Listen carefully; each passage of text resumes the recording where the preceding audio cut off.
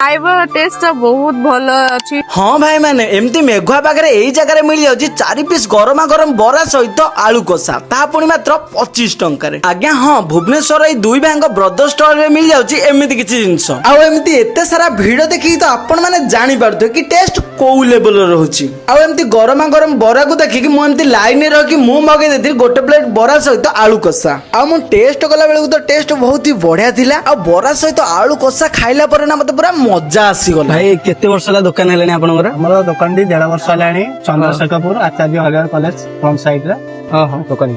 कौन कौन आइटम अछि आपनकर एठी? हम आपनकर बरा पियाजी आज्ञा सिंगड़ा इडली उपमा आज्ञा सकाळ आइटम सब आज्ञा 11टी आइटम अछि। संध्या बेले आलू कषा सहित बरा पियाजी कटलेट सिंगड़ा आपनकर समोसा सब आइटम। तो दीदी जन ट्राई कर चलते पचारिबा। दीदी एठी खाइबा केमती कोन रहउचे और प्राइस केमती कोन रहउचे?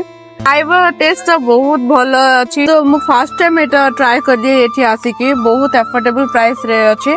आउ ताले लेट कोन पे करचोंती जल्दी जल्दी आसंतु थरे बरा सहित आलू कषा को ट्राई करके जानतु।